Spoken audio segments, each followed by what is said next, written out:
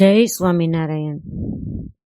ભગવાન સ્વામિનારાયણના ચરણકમળથી અંકિત થયેલી પાવનકારી એવી બગડ ગામની ભૂમિ, જે બગડ ગામ સારંગપુરથી સાચરિયા અને તરત જ બગડ ગામ આ અતિ પ્રસાદીનું ગામ છે, જે ચરણારવિંદના તમે દર્શન કરી રહ્યા છો.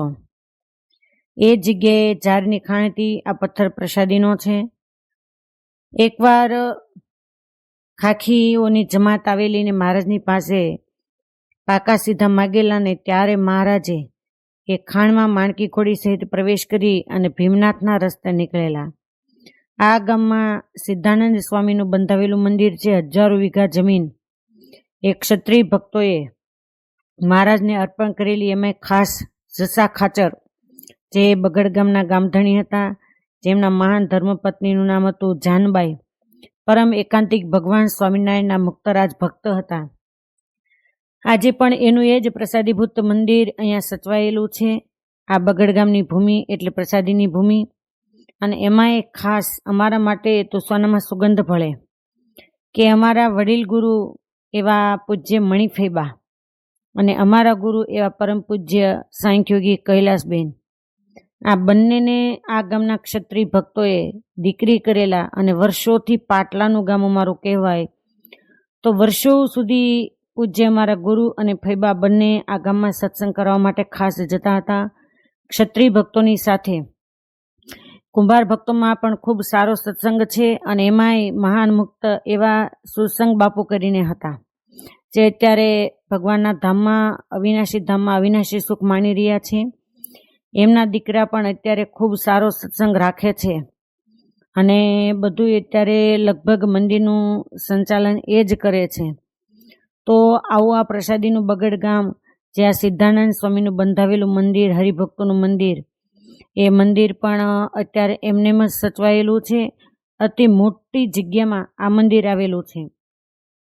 એક વખત મહારાજ દાદા ખાચરના દરબારમાં બિરાજમાન હતા, ને એ જ વખતે જસા બાપુના ધર્મપત્ની એવા જાનુબા એ મહારાજના દર્શન કરવા માટે આવ્યા, અને એના બંને દીકરાઓ સાથે હતા.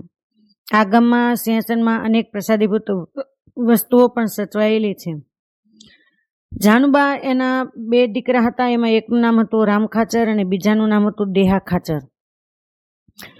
એ આજે તમે દર્શન કરી રહ્યા છો એ બગડધામનો પાવનકારી તીર્થ, એમાં જે મહારાજે લીલાઓ કરી હોય એના લેખ ત્યાં પણ મારેલો છે. એ વખતે જે જાનબાઈ મહારાજને પ્રત્યે વચન બોલ્યા કે મહારાજ, પ્રભુ ભજવાનું ફળ એ તમારી પ્રાપ્તિ, અને એ પ્રાપ્તિ મને થઈ ચૂકી છે. કેમ કે જસા બાપુને પહેલા સત્સંગ નહોતો. જસા બાપુને ભગવાન સ્વામિનારાયણનું સ્વરૂપ ઓળખાવનાર કોઈ હોય તો એમના ધર્મપત્ની જાનુબા હતા. આ સિંહાસનની અંદર બધી જ પ્રસાદીની મૂર્તિઓ ચરણારવિંદ સહિત સચવાયેલી છે. એના તમે દર્શન કરી રહ્યા છો. જાનભાઈ કહે છે કે મહારાજ, તમારા પ્રતાપથી હવે બહુ બધું સારું છે, પરંતુ મારી ઈચ્છા છે કે હું સાંખ્યોગ પાળી અને તમારું ભજન કરું. બળ્યો આ સંસાર. અને આ વાત શ્રીજી મહારાજના ચરિત્રો, જે પરમ ચૈતન્યાનંદ સ્વામી કૃત, એમાં ખૂબ વિસ્તારપૂર્વક વર્ણન કરવામાં આવી છે. અને ત્યારે મહારાજે નાજા જોગ્યાને ઘેર જાનુબા એનો ઉતારો આપ્યો. ત્યાં ગાડું છોડાવ્યું. તમે પ્રસાદીની ચાખડીઓ, વસ્ત્ર, ગોદડીઓ, ઢોલિયો આદિ સાંગામાચી એ બધી જ વસ્તુઓ અહીંયા છે, એના દર્શન કરી રહ્યા છો. અને જાનબાઈની મોટાબાને મહારાજે ભલામણ આપી કે આની બરદાસ્ત રાખજો. જો તમે ગોદડીના ને એના બધા દર્શન કરો છો, જેને ક્ષત્રિય ભાષાની અંદર ધડકલું કહેવામાં આવે. આ પ્રસાદીની મૂર્તિઓ એ સિંહાસનમાં બિરાજમાન છે. સિદ્ધાનંદ સ્વામીનું જે બનાવેલું સિંહાસન, પ્રસાદીના ચરણારવિંદ એ આજે પણ દર્શન આપી રહ્યા છે. પરંતુ કઠણાઈ આપણી એ છે કે ક્યારેય આપણે નાના નાના ગામડાઓની અંદર દર્શન કરવા માટે જતા નથી. અક્ષરધામ તુલ્ય આ બધા ગામની અંદર સંતો અને મહારાજનું વિચરણ હોય એવી આ પાવનકારી ભૂમિઓ છે. એક દિવસ જાનબાઈએ નાજા જોગીના ઘરે પરમહંસ તથા મહારાજને રસોઈ આપી, અને એના બંને દીકરાઓ દેહા બાપુ અને રામ ખાચર એ બંને મહારાજ અક્ષરઓડીમાં બિરાજમાન હતા. ત્યાં જાનબાઈ એ બંનેને લઈ અને બોલાવવા માટે ગયા. અને એ વખતે મોટીબાન લાડુબા, તમે ઢોલિયા તથા ખાટલી, જેને સાંગામાચી આપણે કહીએ, એના પણ દર્શન કરી રહ્યા છો, જે પ્રસાદીની છે. રાજબાઈ, મોટાબા ને બધા બેઠા હતા, એટલે ત્યાં જઈ અને મહારાજની પાસે રામખાચર અને દેહાખાચર જઈને કહે છે કે મહારાજ ચાલો અમારા ઉતારે જમવા માટે, આજે મેં રસોઈ આપી છે. એ સાંભળી મહારાજ ઘણા જ પ્રસન્ન થયા અને એ વખતે ઢોલિયા પર આડે પડખે સૂતા હતા. તે મહારાજે 2 ચણારવીન એ બંને ભાઈઓના હૃદયની વિશે આપ્યા અને માથે હાથ મૂકીને કહ્યું કે આ બંને દીકરાઓની ઉંમર ખૂબ નાની છે, તો પણ 2 ડાયા છે, બાળકપણું નથી. કેમ કે જાનબાઈના સંસ્કાર હતા. અને જાનબાઈને કહે છે કે 2 બહુ સારા હરિભગત થશે અને એમાં આ નાના દીકરા દેહાખાચર એ મહાબુદ્ધિવાન અને ભગવદી થશે અને એની સાથે સાથે મોટા જે રામખાચર છે એ પણ સારા ભક્ત થશે. અને જાનબાઈ બંને દીકરાને તમે ઘરે મોકલી આપો અને તમે અહીંયા ભજન કરો એમ મહારાજે આજ્ઞા કરીને પછી જાનબાઈ એમણે નાજા ભક્તને ત્યાં મહારાજને તથા સંતોને હરિભક્તોને જમાડ્યા. અને એ વખતે મહારાજ ચાકડે ચડીને ઓસરીમાં જ્યારે બાજોટ ઉપર બિરાજમાન થયા ત્યારે જાનબાઈ તથા એમના બંને પુત્ર અને મીણબાઈ એને મહારાજે પોતાની પ્રસાદનો થાળ આપ્યો. આ ગામની અંદર મહારાજે જાનબાઈને વચન આપેલું કે તમારે ઘરે કોઈ પણ વ્યક્તિ દેહ ત્યાગ કરશે એને જમનું તેડું નહીં આવે, કેતા યમદૂતનું તેડું નહીં આવે. એવા આ મહાન મુક્તરાજ હતા. તો એ વખતે પછી મહારાજ કહે છે કે જાનુબા તમે રસોઈ આપી છે, એટલે મૂળજી બ્રહ્મચારીને કે બધા સંતો હરિભક્તોએ જમી લીધું હોય તો હવે સાંખ્યોગી ડોશીઓને જમાડવાની છૂટી આપો. હવે તમે જે દરવાજા દિવાલો જોઈ શકો છો એ આજે પણ જસા બાપુના પરિવાર એના આ ઓરડાઓ અને મકાનો તમને જોવા મળે છે. આ જે ખડકી એ બહેનોનું સ્વામિનારાયણ મંદિર છે, એકદમ બાજુમાં જ જે આ તમે હવે જોઈ શકો છો બહેનોનું સ્વામિનારાયણ મંદિર. અને અહીંયા જ પૂજ્ય અમારા વડીલ ગુરુ અને પૂજ્ય અમારા ગુરુ એવા બેન એ આ જ ઘરની અંદર આ જ મંદિરમાં નિવાસ કરીને રહેતા હતા. આજુબાજુમાં જસા બાપુના વંશજો આજે પણ છે. નાજા જોગ્યા એમણે ઉતરાતા બારના ઓરડાની ઓસરીએ જ્યારે મહારાજને બિરાજમાન કર્યા એ વખતે રામખાચર તથા દેહાખાચર એ બંને ચંદન પુષ્પથી મહારાજની પૂજા કરી.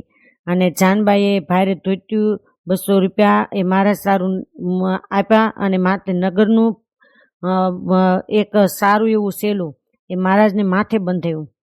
અને રાતી સાટમની ડગલી પહેરાવી, રાતી ચુનડિયાનો સુરવાળ પહેરાવ્યો.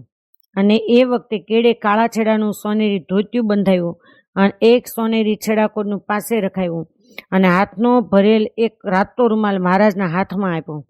અને આગળ એ વખતે જાનબાઈ 100 રૂપિયા મૂક્યા. તમે વિચાર કરો કે આજથી 200 વર્ષ પહેલા હવે તમે જે ઓરડાના દર્શન કરી રહ્યા છો એ જ ઓરડા છે કે સ્વયં શ્રીજી મહારાજે વચન આપ્યું હતું કે આ ઓરડામાં કોઈ દેહ ત્યાગ કરે. જાનબાઈએ માગેલું તો એને મહારાજ યમદૂતનું તેડું ન આવે ને એનું એ પ્રસાદીનું સિંહાસન એ સિદ્ધાનંદ સ્વામીએ જે બનાવેલું એ પણ અહીંયા બિરાજમાન છે. ચરણારવિંદ બિરાજમાન છે. ફૈબાબા એના ઘરે આ મંદિર સચવાયેલું છે. અને જે ક્ષત્રિય ભક્ત બહેનો આ તમે જોઈ રહ્યા છો એ બધાએ અમારા ફૈબાને અને બેનને દીકરી કરેલા. અને આયબા ફઈ હતા, આયબા ફૈબા તો એ અહીંયા પિયરમાં જ રહેતા હતા. ક્ષત્રિય ધર્મના નિયમ પ્રમાણે કે દીકરી વિધવા થાય એટલે પછી એ બીજું ચૂંદડી ઓઢે નહીં. તો બહુ મહાન મુક્ત હતા એ આયબા ફૈબા.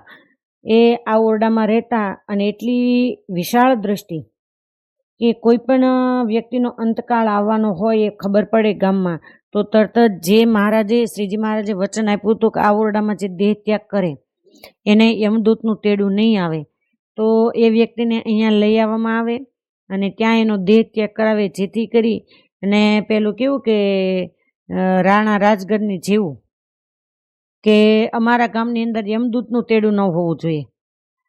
એ જ રીતે ગોલીડા ગામના ઇતિહાસ પ્રમાણે આયબા ફૈબા, હવે તમે જે લાભુબા એ મહાન મુક્ત છે એના તમે દર્શન કરી રહ્યા છો, જે કાળી સાડી પહેરીને બેઠા છે. અને એના ઇતિહાસની અંદર તો બહુ ઊંડા ઉતરીએ તો જે જસદણના મહારાણી કલબાઈ ફઈ હતા જેને આજીવન સાંખ્યોગ પાળ્યો હતો. અને એ કલબાઈબા મોટાબાના શિષ્ય રાધાબા, રાધાબાના શિષ્ય કલબાઈબા હતા. એ કલબાઈબા આ લાભુબા એના બાના સગ્ગા માસીબા થતા હતા. એવો આ પવિત્ર પરિવાર છે. અને આજે પણ શિર સાથે સત્સંગ રાખનારો, જેમ મોટીબા, લાડુબા અને રાજબાઈ એમણે ભગવાન ભજ્યા એ જ રીતે લાભુબા પણ મહાન મુક્ત છે અને એને એટલો અફસોસ કે હું હજી ભજન થાય એટલું હવે પરવશ છે, એટલે એને અફસોસ થાય કે હું હવે મંદિરની સેવા પૂજા નથી કરી શકતી. આવો આ પવિત્ર પરિવાર એના દર્શન કરવાથી પણ પાવન થઈએ એવું આ પ્રસાદીનું બગડ ગામ છે. હસ્તુ બધાને ભાવતી. જય સ્વામિનારાયણ.